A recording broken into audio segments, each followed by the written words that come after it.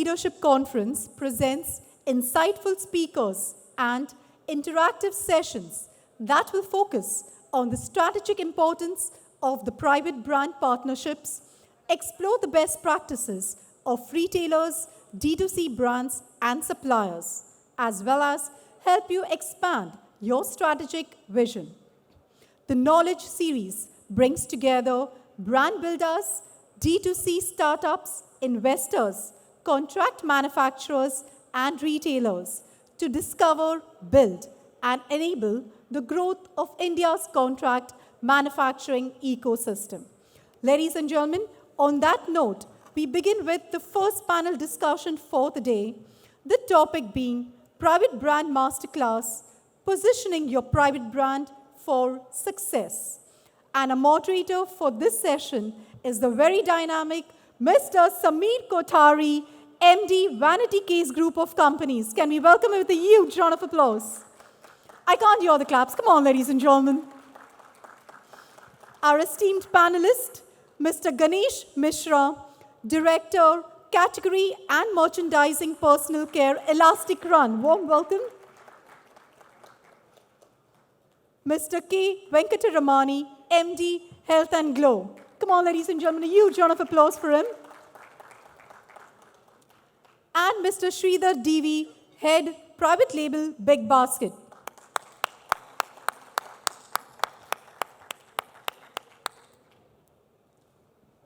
Once again, thank you, gentlemen, for being here. Sameer, over to you.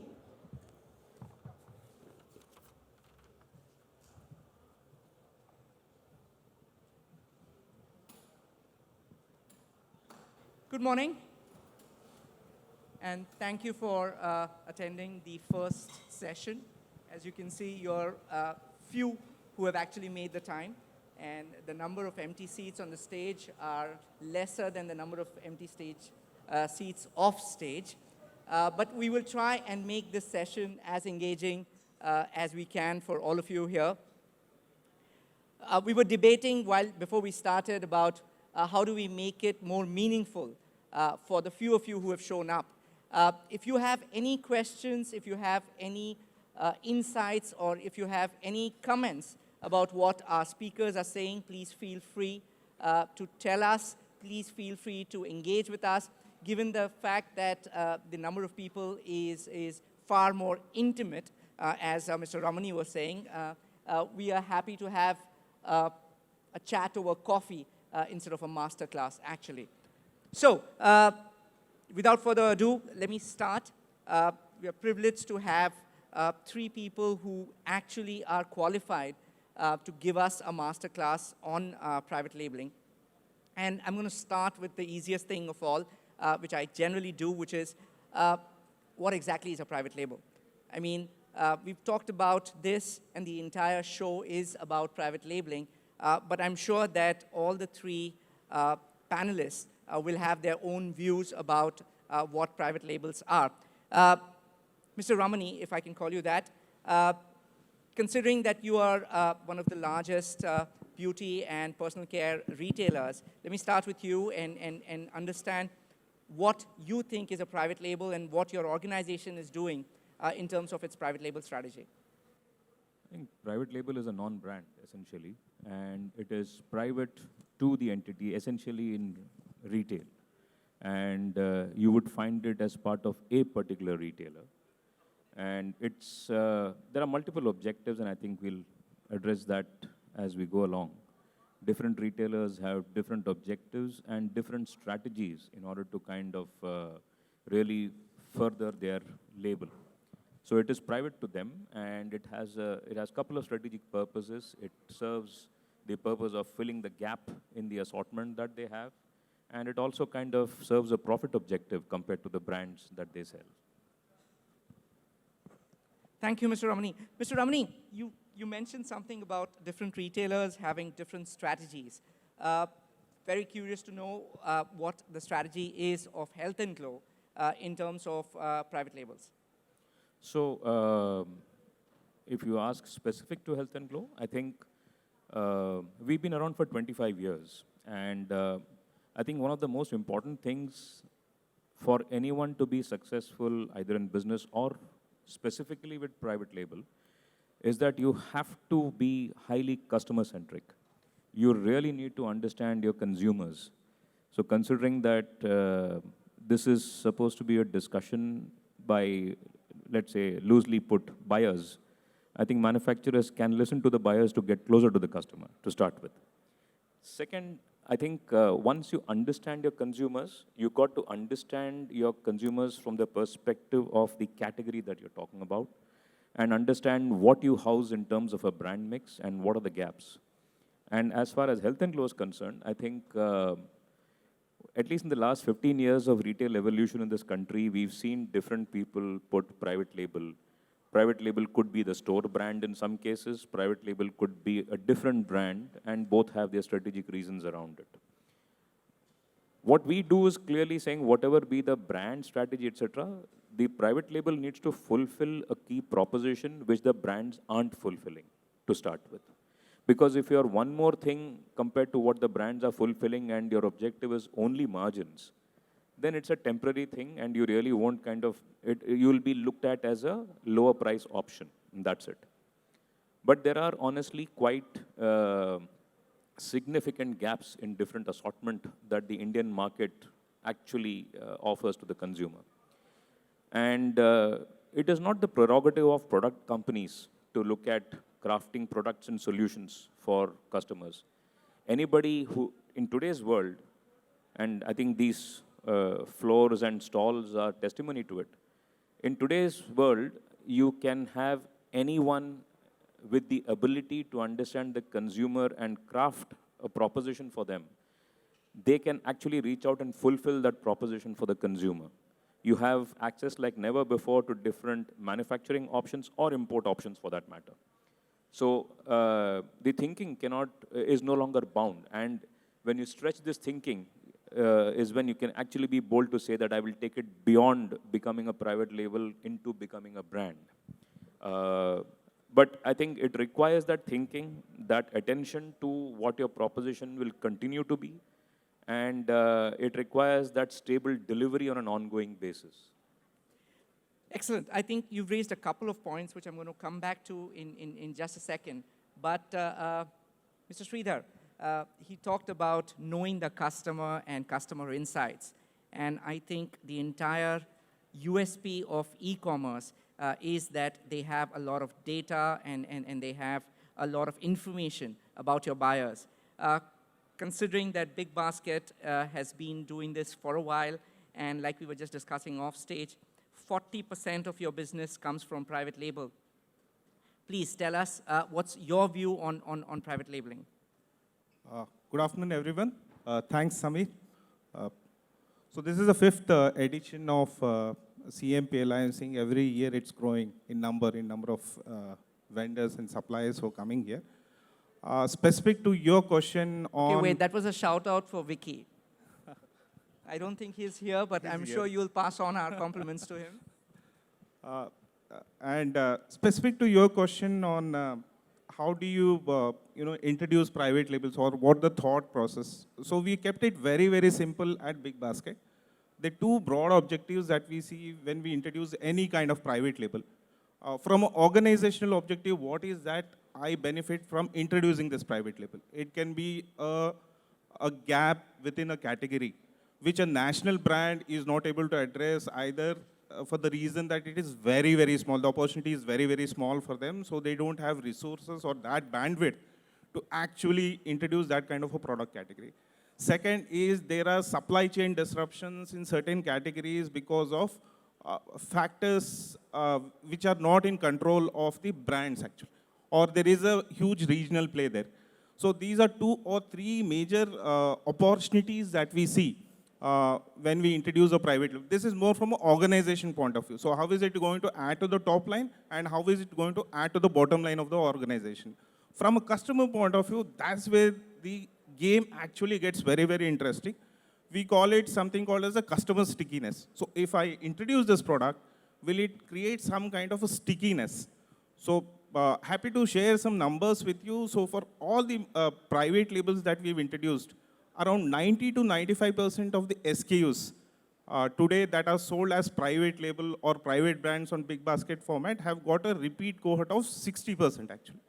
That's almost all comparable to a national brand. So just to further delve into that, when you say cohort, so a customer, once he comes and he buys your private label product, over a period of 6 months, he continuously buys it repeatedly, basis the usage of the product and all that. 60% is the benchmark that we set for our private labels. So these are two broad objectives when we introduce private label. Excellent.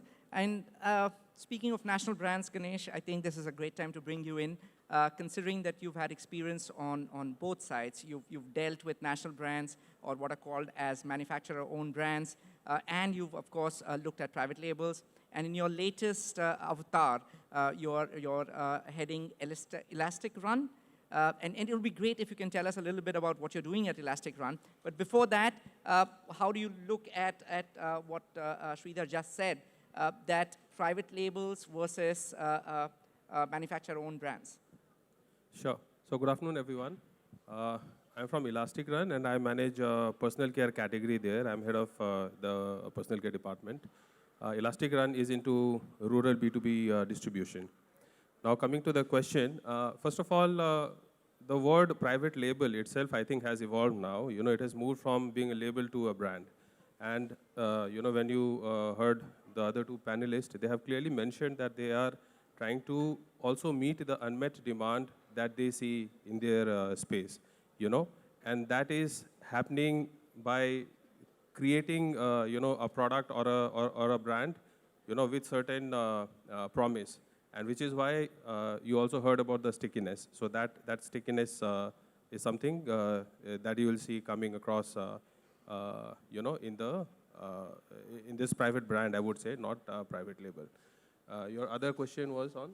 So I'm trying to be a little provocative and try to understand that. So all the three of you have very interestingly said private labels are becoming brands, right? Sreedhar talked about 60% repeat sales for private labels, which I think is something that a brand manager would die for. Mr. Ramani talked about the fact that there are gaps which national brands can't fill, and that's where private label comes in. Me personally, I would have thought that private labels generally are products which are Me Too products, dealer-owned brands, retailer-owned brands, which sell not on the basis of branding or not on the basis of the fact that there is a gap for the customer, but more on the basis of the fact that it's available cheap. It's a low involvement product for a customer.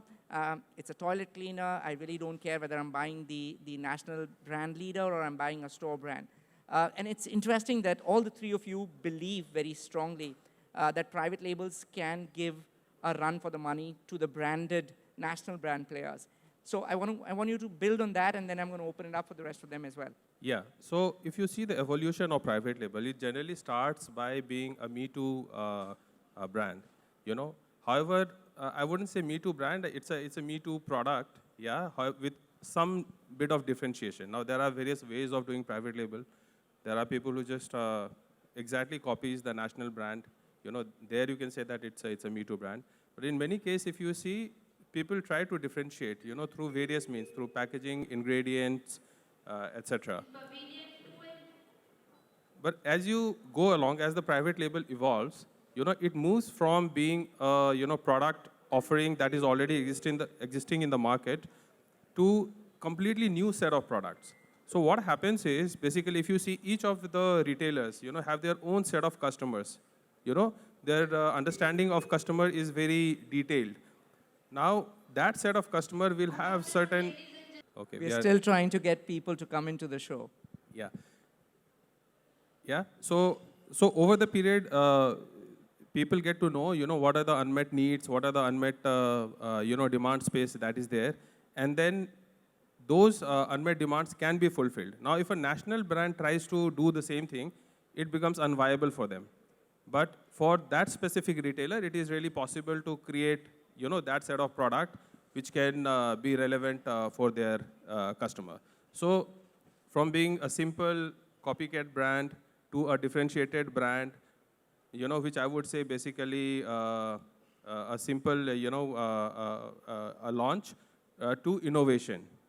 So retailers do move to level of innovations.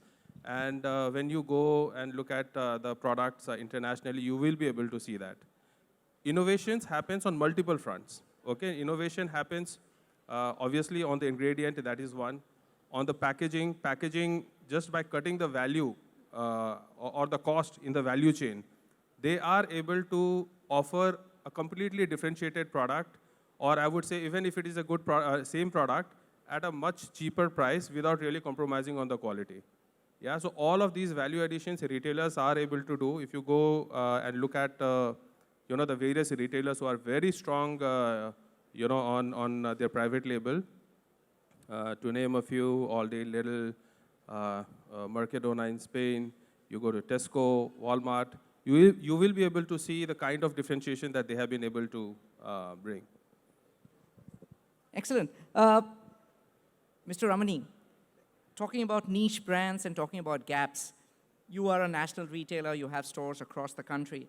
How do you think you are better placed to fulfill a niche demand of a customer as opposed to, say, a national brand? I mean, is it on the strength of your presence, retail presence? Is it on the strength of innovation?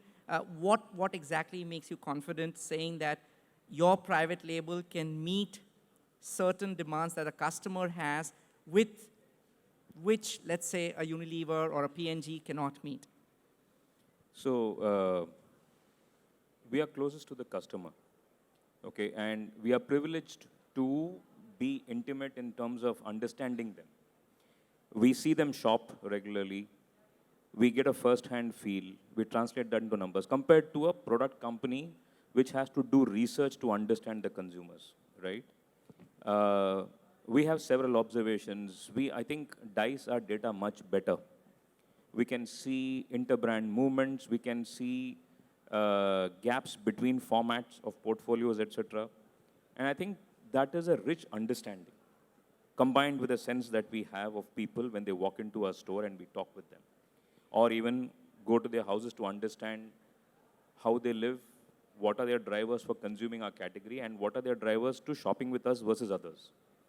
So when you look at all that, I think the next step is to see how can I fulfill their needs or understand what are the unfulfilled needs.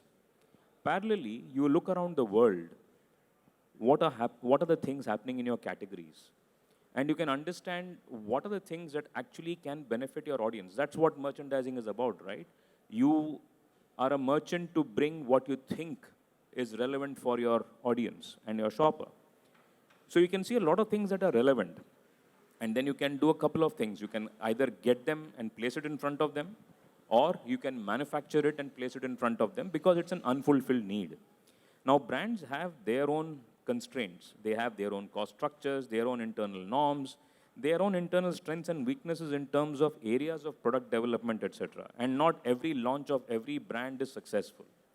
So, and if I see myself as a retailer who's been around for several years, it is my responsibility to really take the lead and take the leadership in order to ensure that I am fulfilling my customers' emerging needs or unmet needs.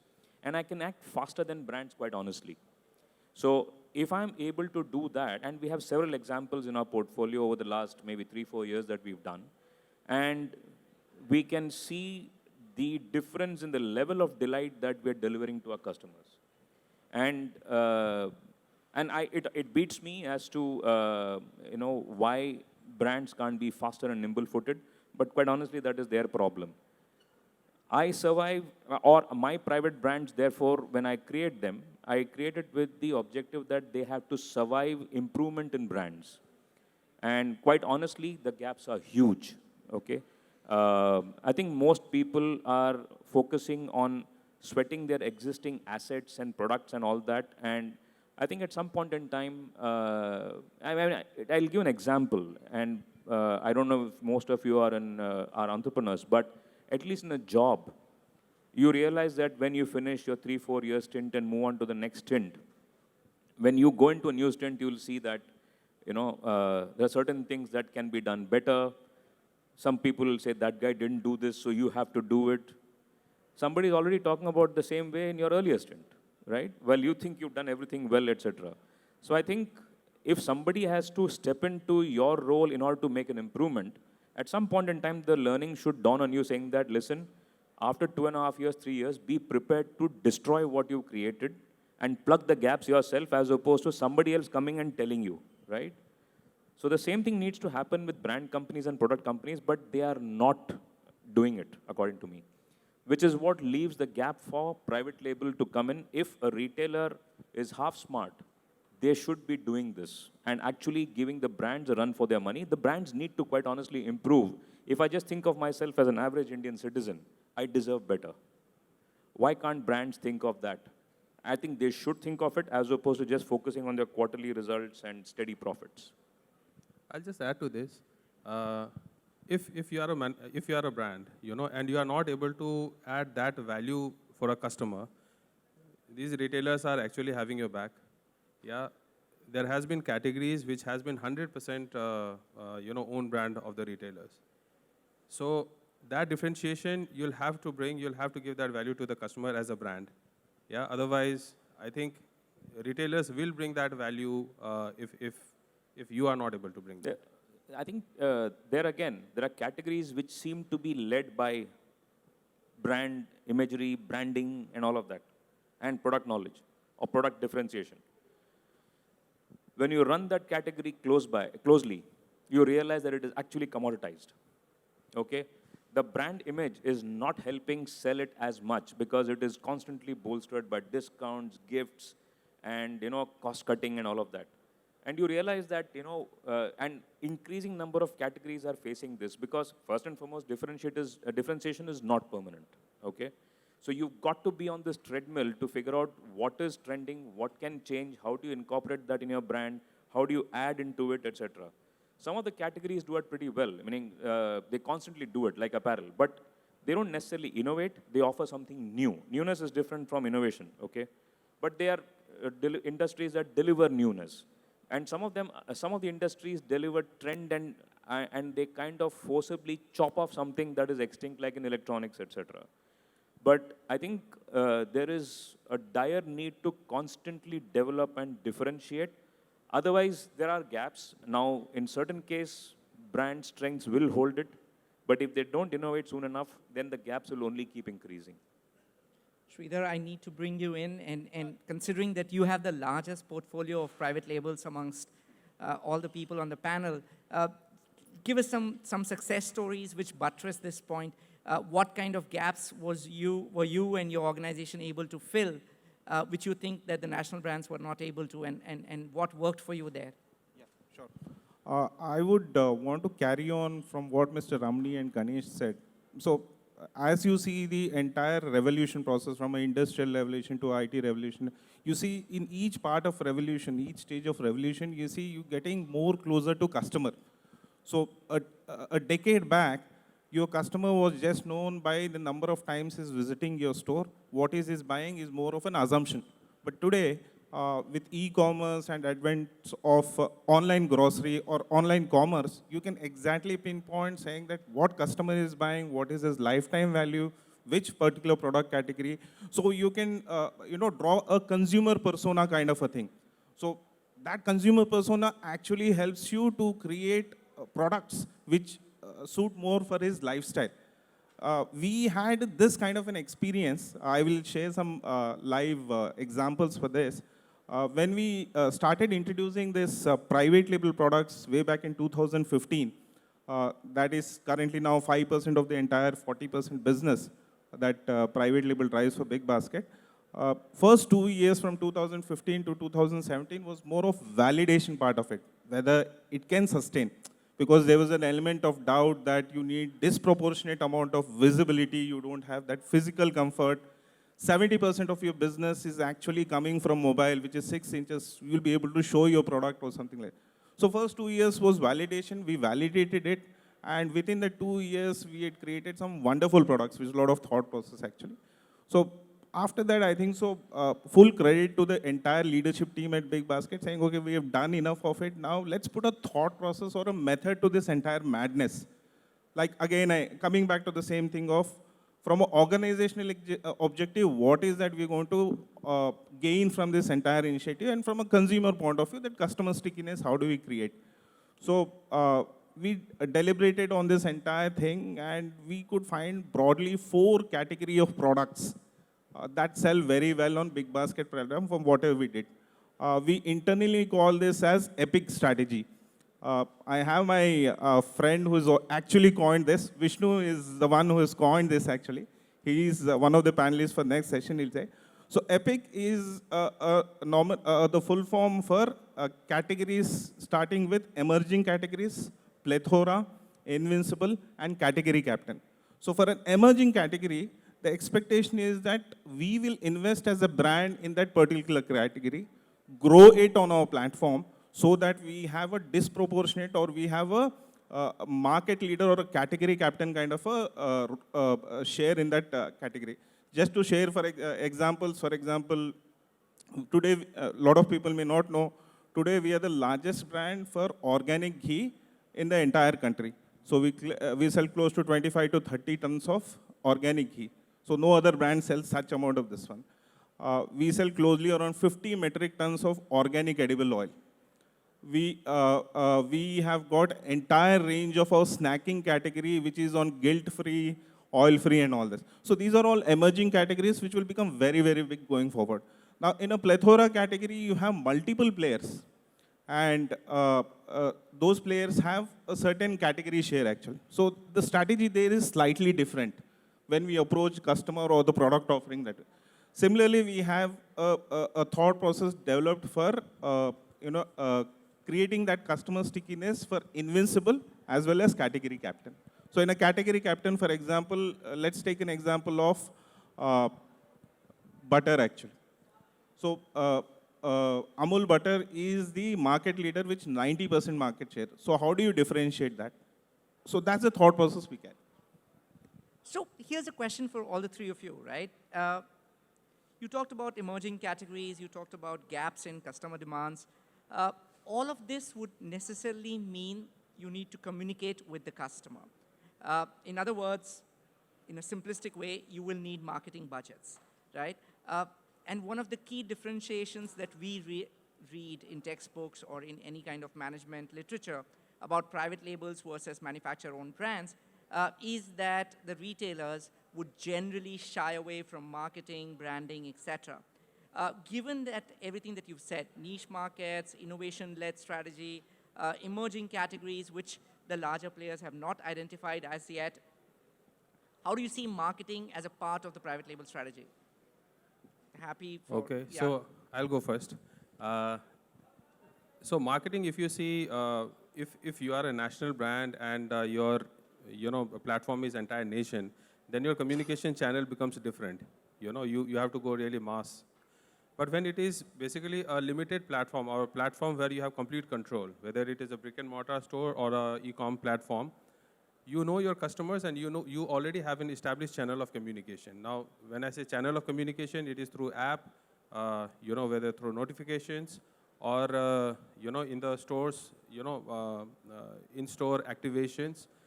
These are the ways and means by which you can convert, So now if you think of a brick and mortar stores, there is a big marketing activity which happens to draw the customers to the store. The objective of private label there is to basically convert the customer which has come to you into your brand. Yeah, and there you do, there is a saying that almost 70% of purchase decisions happen in the store. Yeah, so you have got that 70% of your customer who is coming to the store to convert them to your brand. But most importantly, actually the marketing, I would say the maximum opportunity of marketing is basically on the pack itself. And which is why I said it is not only a brand, it is a label, it is a brand. Because when you do packaging, you look at the signages, it's called the semiotics, the science of, the symbols. You have to understand that quite well, and you will have to understand the categories quite well. And how do you actually bring those signs and symbols properly on the pack so that customers get a cue of what product it is? Yeah? And whenever you are able to do that successfully, you are able to get that kind of convergence. In some cases, for example, if you take example of detergent as a category. In detergent category, one category which is very clearly segmented is Matix. Yeah, you say front load and top load. You just write on the pack, it is understood that these are, which brand or which category it is. But the moment you come beyond Matix, if you go into the segment of bucket wash, you have got a price point of 50 rupees kg, 70 rupees kg, 100 rupees, so on and so forth. So how do you really know that which segment you are in? How would customer really know which segment they are in? And in these kind of segments, this play of semiotics becomes very important. Yeah. Also, you cannot be a copycat brand. You cannot just copy, the blue color and the orange color and then say that, okay, this is my brand. Yeah, you'll have to do it a little differently. Yeah, but at the same time, you can use the cues in such a way that customer gets that. Now, it's a science which you'll have, which generally people tend to get, obviously with experience also, this keeps on adding, but can be done, and packaging is one of, I would say, the most important medium of communication and marketing in own brands. Mr. Ramani, you want to take a shot at it? I think it really depends on what you call as marketing. As far as a private label is concerned, I think there are two P's that it is supposed to win on. If it doesn't win there, then whatever you do is a waste. First and foremost, it has to win on product.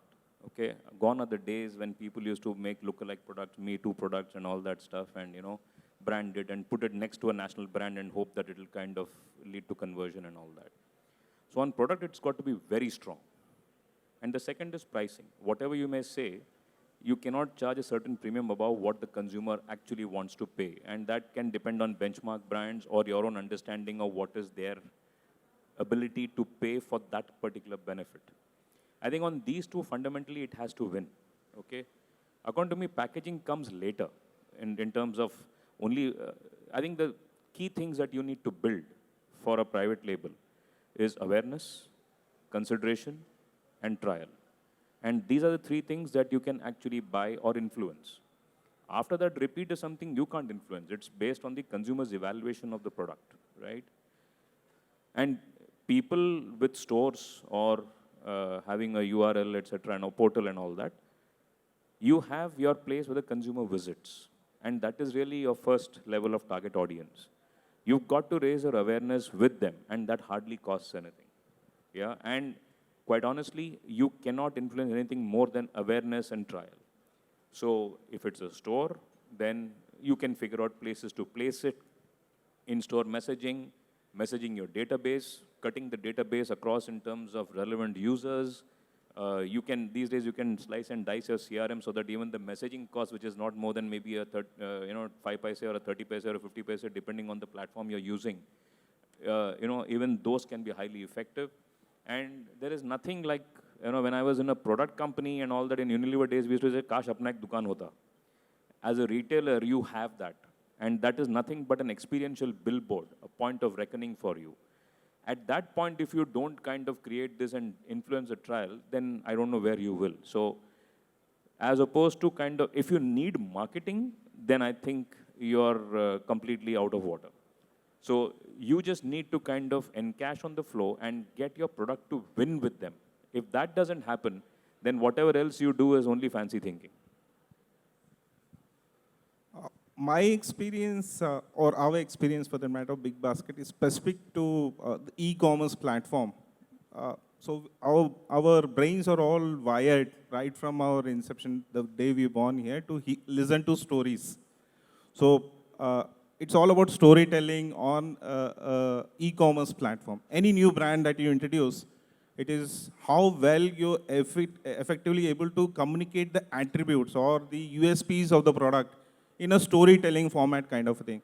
And I think so that's a trend that most of the D2C brands today in the FMCG space, on any marketplace that they are with digital native brands, they are taking the same route. I think so we have replicated that on our platform and it's working well. Also, just to share, last 1.5 decades, I've been watching this entire private label space. Like rightly said, it all started with just a labeling job. So you go to a manufacturer, tell him, boss, iska label hata ke mera label laga do. That's it. You just put my label, that's private label. That's it. Nothing more than that. From that journey, last 1.5 decade, we've evolved to a situation or to a stage where, specifically talking about Big Basket, today we have a team of 140 people, QA people who crisscross the factories that we work in actually. So every product that gets manufactured in a factory, our quality team actually monitors it. Second thing is also, I think so there is too much of obsession with regards to the cost cutting. It's always fair to give some amount of experimentation or take some amount of risk when you're innovating certain. Innovation doesn't mean that it has to be only in a product. It can come even in terms of packaging. And that's what we've been focusing on, because for an online format, very, very important that the moment of truth that happens, the moment a customer purchases and the physical product is delivered, we want to create that wow experience actually. And we have done it successfully across multiple categories. Even a small category like green peas, frozen green peas actually. You don't really think about it. You're very, very clear as a private label, this one brand, your cost structure has to be 3 to 4% of the entire packaging cost. We were the first one where we went outrageous and said, let's invest up to 10%. So we got this slider pouch. And there were two talking points to this entire product. One was the slider pouch, which was very, very convenient to store it from a customer point of view. And from a quality point of view, we promise them that you'll get a uniform grain size of 8 to 11 mm, which will ensure that you get the right product of whatever you're cooking. Today, we sell around 100 tons of green peas only on our platform. Wow. And we have a 56% market share. So there are a lot of examples. Some products take a lot of time actually in developing also. So for example, our Tree Secrets handmade, so it almost all took us 2.5 years to develop that product. Right from innovation, what is the assortment that you will carry? And today, it's one of the best-selling premium soap on our platform. From a customer point of view, one last thing is the litmus test or the feedback is instantaneous on e-commerce platform. That is your reviews and ratings. So if you rated 4 and above, which means the product is good, and every probability that the new set of customers also will buy that. Excellent. I'm just going to quickly go around and check if any of you have any questions before I lob one final grenade onto my panelists.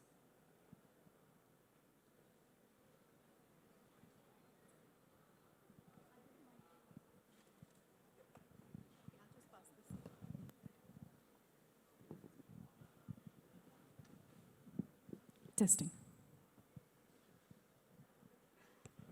Hi, thank you so much.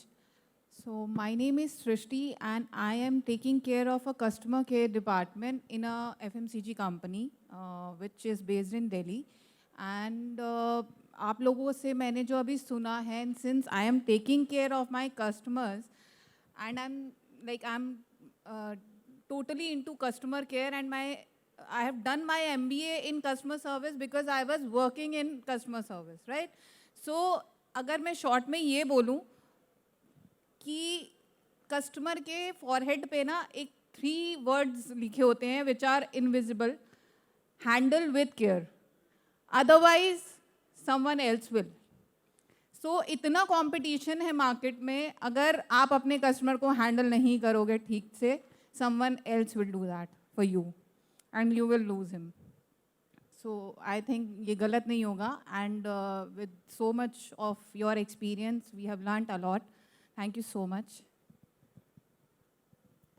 Excellent, Srishti. I think you've definitely captured that very well. Okay, so as some of you whom I've met last year would know, my job here is to basically try and provocate the panelists. I wasn't able to do that very well today morning. I was overwhelmed by the amount of expertise that you guys have. But I have to try. So what do you think, and I'm going to ask this to each of you, what do you think of a retailer who has aspirations of becoming an FMCG player? Is that model going to be successful? I'm not talking about anybody specific, of course. Do you think that retailers can become an FMCG company? Or do you think the two have totally different business models and it would be foolish to even try to bridge that?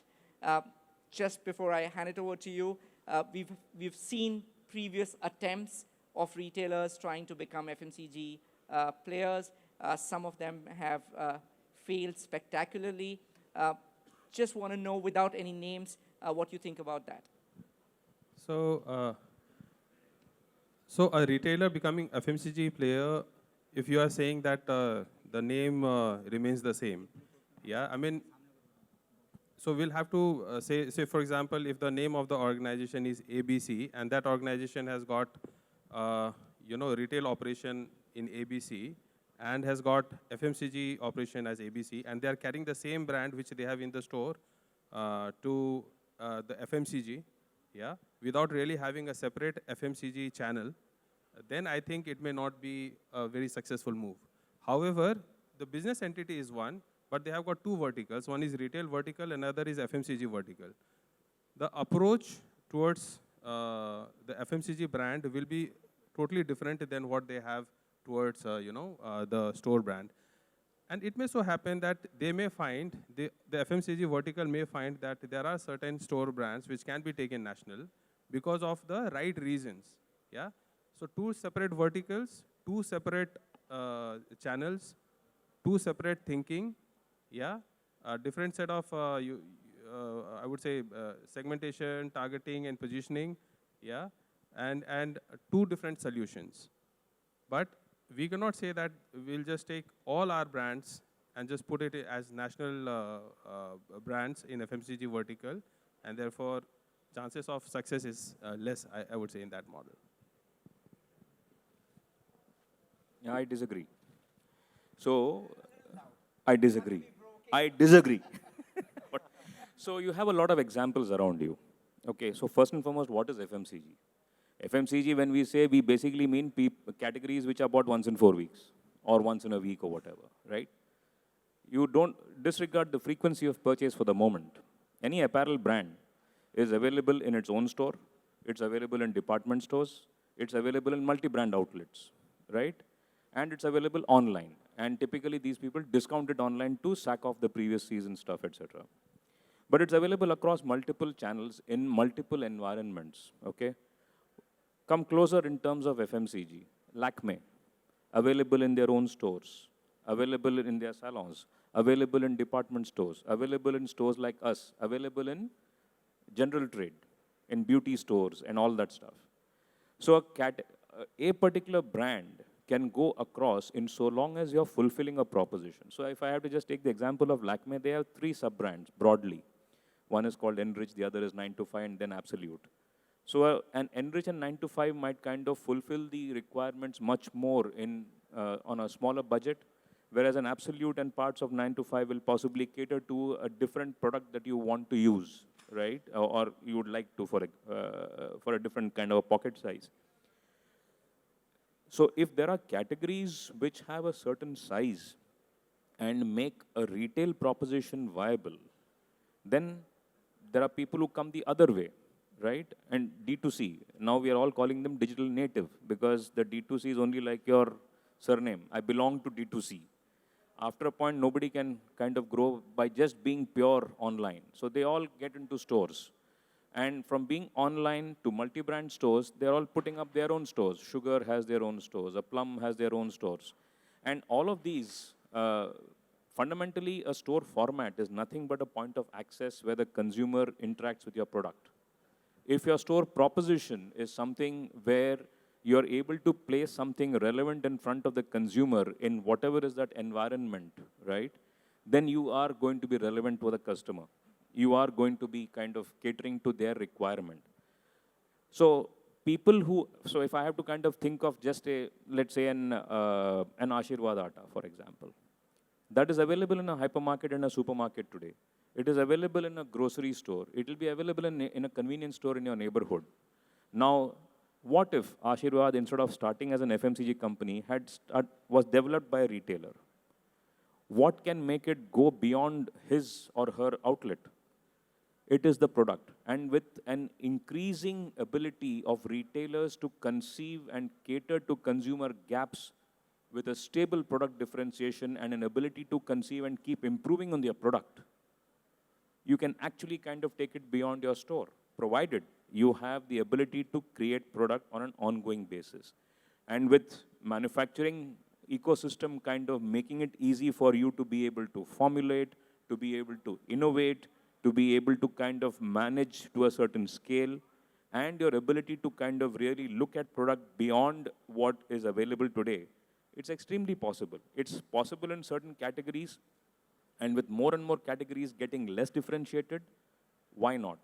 But that ambition has to be fueled with money, and money that is well used in order to propel the growth as opposed to just getting thrown away. So I think it is definitely possible, but the ambition needs to have the right drivers, and those drivers need to be backed with the right kind of finances. Ganesh, before I give you a chance to rebut that, let me just bring in Sreedhar very quickly, and then I'll give you a chance to rebut. Yeah.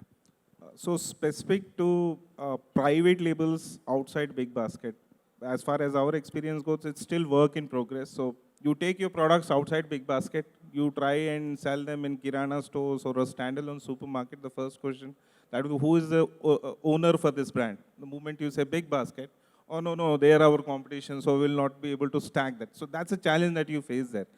So the other route that other panelists also pointed out is taking the digital native brand, D2C brand route. I think so that's a far more efficient way of reaching out to your customer outside the Big Basket ecosystem. And there's a lot of energy and a lot of talk about this D2C brands ecosystem evolving around that. We're trying to capitalize on that, and it's still work in progress for us. Probably next year I'll come back with more learnings. Okay, Ganesh, 30 seconds. Sorry, it will take a little more than 3 seconds. So, if you see, when we are saying a brand, a brand which we have, say, in modern trade, and we are able to we'll be able to take it to, say, mainstream FMCG, yeah? There the problem will be that, in modern trade, the kind of customer segment that you have is totally evolved, yeah? And that necessarily you'll not be finding nationally. All put together, if you see modern trade and e-commerce, etc., all put together is roughly around 20-odd%. Yeah, 80% of the business is still, mainstream India. And within India, 40% is Bharat, which is the rural market. You go to the rural market, you will see every, 5 kilometers, the kind of brands that you have completely changes. You look at the uses pattern. Do you know that detergent is also used as insecticide repellent in farms? Yeah, and if you go to a rural market, you'll also find they actually put those fly, the photograph of insects on the pack, that you can also use it like that. So if you go to a Rajasthan market, you will find completely, oil cake, dominating there. So the market becomes so fragmented, and the demand space becomes so fragmented that to have something which is kind of an average which will cater to everybody becomes a little more difficult. Yeah? So therefore, having specific solution for that channel becomes very important, and therefore, just carrying a store brand nationally may be a challenging one. However, what can also happen, for example, if you take face sheet mask, which is a new emerging category, it is quite big in the modern trade. In general trade, there is hardly any taker. Yeah? However, in general trade, you will have a few beauty stores which will be carrying face sheet mask with them. Some chemist channel will carry. So maybe to that segment it will appeal, so from 20% that you can cater in modern trade, maybe another 10% you can cater to. But it cannot become from 20% to, say, 80% kind of a solution, using your own brand. Okay, I would have loved to continue this, but just as a summary, 2 votes to 1. Mr. Ramani, I think both Sreedhar and Ganesh believe that it's difficult, not impossible, but definitely difficult for a store brand to reach national levels. Mr. Ramani, on the other hand, does believe. To summarize, as a contract manufacturer and as someone who's very passionately engaged with this show, it's music to my ears, right? When buyers like this are sophisticated enough and are looking at private labels not as Me Too products. In fact, Sreedhar talked about the fact that he's okay to allocate more budget to manufacturers, no cost cutting, yay. Innovation, right? They talked about innovation and they expect innovation from manufacturers like us. I think it's a testament to the fact that private labeling as an industry is definitely evolving. And in the next few years, this show, Vicky, if you're around and you're listening, this show should become bigger. And if what these guys are saying comes true, we all will make a lot of money. So thank you very much for your time. It was a very, very engaging discussion. Over to you. Thank you. Thank you so much. Ladies and gentlemen, a huge round of applause to Sameer and our entire panelists.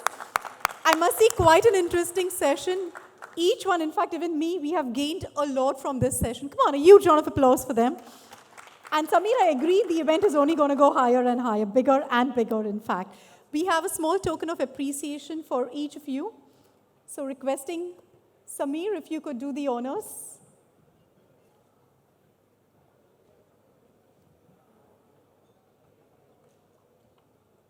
Come on, ladies and gentlemen, you want to give it up for them, please.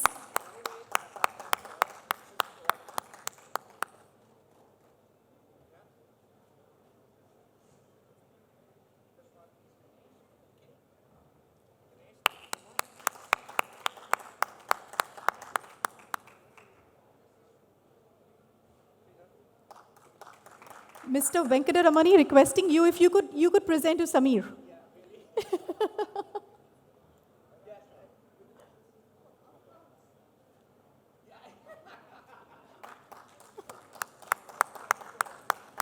We can have one group photograph, please.